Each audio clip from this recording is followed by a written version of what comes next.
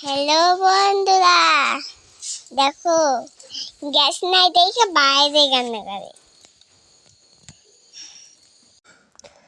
তো এখানে দেখো গ্যাস শেষ হয়ে গেছে বলে বাইরে রান্না করছি। হঠাৎ করে গ্যাস শেষ হয়ে গেলে এত অসুবিধা হয়।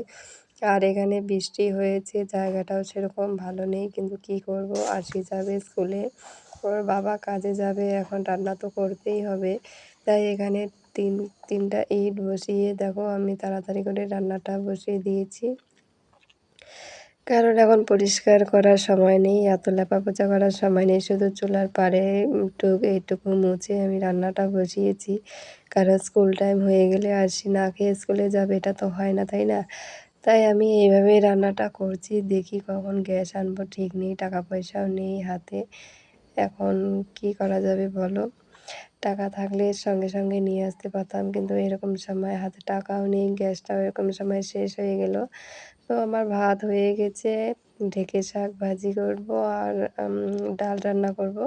তো চলো দেখতে থাকো। তো বন্ধুরা, আরশি চলে গেছে স্কুলে আর আরশির বাবা গেল কাজে। তো এখন আমি পুরো একা। তো বাড়ির কাজকর্ম সারলাম, সেরে এখন যাবো একটু রাস্তায়। তো মোবাইলে তো রিচার্জ নেই, তো রাস্তায় যাবো, একটু ওয়াইফাই কানেকশন করব।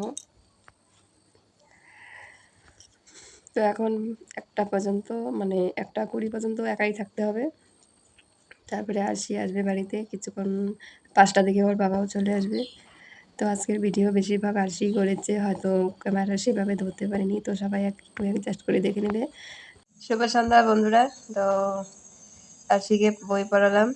আমি তো পড়াইনি, আরশি নিজেই পড়েছে, আরশিকে এখন পড়াতে হয় না। তো আমার আরশি সত্যি বড় হয়ে গেছে, নিজের পড়াটা নিজেই করে নিতে পারে, কিন্তু শুধু আমাকে ওর পাশে বসে থাকলেই হয়, কোনো কিছু দেখিয়ে দিতে হয় না। তো রান্না বান্না তো নেই, গ্যাস শেষ হয়ে গেছে। তো গ্যাস আনার টাকা নেই, টাকা এখন কি খাবো আমি? তো টাকার জন্য মোবাইল রিচার্জ করতে পারছি না, গ্যাস ভরতে পারছি না। অল্প ভাত আছে খাবার, তার জন্য রান্না বান্না নেই। তো খেয়েছি সন্ধ্যার আগে। ভাত খাবার। তো আশির জন্য কিছু ভাত রেখে দিয়েছি, দেখি ঘরে বিস্কুট টিস্কুট আছে, রাত্রে খেয়ে ঘুমাবো হয়তো। তো আমাদের এরকম অভাবের সময় যাচ্ছে, এখন একটা গ্যাস ভরতে পারছি না, মোবাইল রিচার্জ করতে পারছি না, বুঝতেই পারছো কি। তুমি বিস্কুট খাই ঘুমাবা? ইয়েস। আমিও বিস্কুট, ভাত খাবো না। ঠিক আছে। তো কি বলবো, সময় খারাপ হলে যা হয়, এখন সময়টা খুবই খারাপ চলছে। কিছু বলবো? আমি জামা পরে এসেছি।